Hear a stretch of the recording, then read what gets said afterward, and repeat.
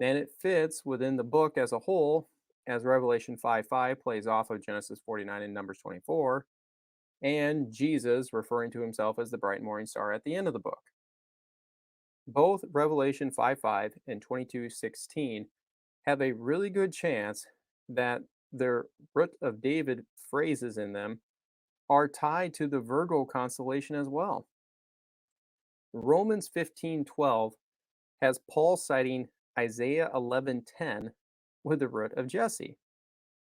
This connects us right back to the messianic branch language in Isaiah 11 and all the other ones that were translated into Anatole in the Septuagint.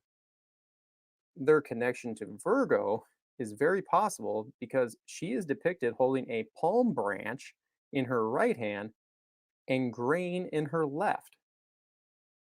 The brightest star, Spica, means an ear of grain in Latin, and you can find Jewish traditions that connect the story of Ruth with the Virgo constellation. And remember that, Ruth was ultimately, an ancestor of King David, and then you go all the way down to Jesus. Now, taking a look at Spica's name in the Stellarium software is that you see that the double star is also referred to as Azamek in Arabic. Now, according to Bollinger, is that al-Zamak means branch. So basically, you have Virgo holding a branch, in essence, in each hand. Seiss agrees with Bollinger that one of Spica's Arabic names means branch. Ultimately, all of the astronomical signage being discussed here is referring to real celestial events as was seen in Matthew 2. So, all we need to do is to look in September of 3 BC to see if the sun was clothing the Virgin and if the moon was at her feet in our astronomy software. Now, starting back in August, is that you can see that the sun is currently in Leo. And as we start going by days, is that it is going along the ecliptic. And right about on August 23rd, is that we entered into the Virgo constellation. Now, we're looking for that mid-body form, which, would be kind of like the clothing of the Virgo constellation. Now, this, from what I've read, is takes place between 150 to 170 degrees along the ecliptic. And when you look up here, we're at 146. And that going forward by just 4 more days, is that we are now in that 150th degree window. And that this window is going to roughly last about 20 days. And you can see that it takes us right up until September 15th. September 16th just goes right over, so basically along that time. But as you can see, is that this is right at the same time as our first conjunction of Jupiter with Regulus in Leo. So this already shows us that we are tracking correctly on what John was describing in Revelation 12. Now all we need to do is find the moon under her feet during this 20-day span as it needs to be positioned, roughly in that last 7 degrees of the constellation before it goes into Libra down here. So let's click off of the sun and go back to August 26th. And, for the sake of thoroughness, I'm just going to scroll by hour here. And as you can see is that we don't have the moon in our window right now. And that this actually the moon that is, won't appear until we come to September 4th.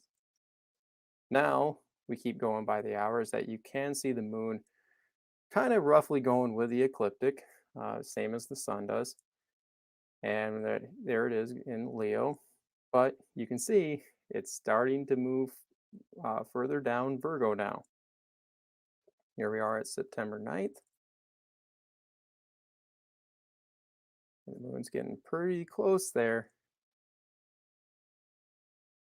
And right about there. we can see that the moon is now positioned under her feet. The moon is still in the Virgo constellation, and if we go 2 more hours, it still is in Virgo. But just at the change into August or into September 12th, is that it's now entered into the Libra constellation. And so, if you didn't catch it, is that roughly at 6 p.m.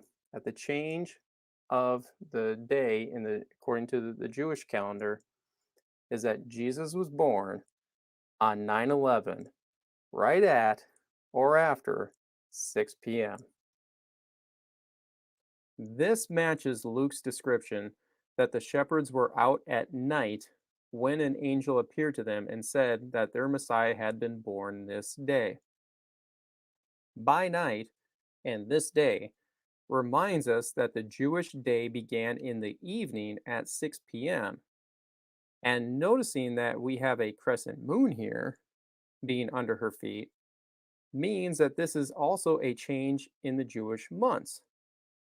This is significant because on September 11th, 3 BC at sundown is Tishri 1, also known as Rosh Hashanah, the Jewish New Year. This holiday is known as the Day of Trumpets, and it is also associated with the dead, is that it became the precursor to the idea of the resurrection of the dead at the eschaton. 9 days later, after the Jewish New Year, is the Day of Atonement, with also the Festival of Booths happening just 5 days after this for a week.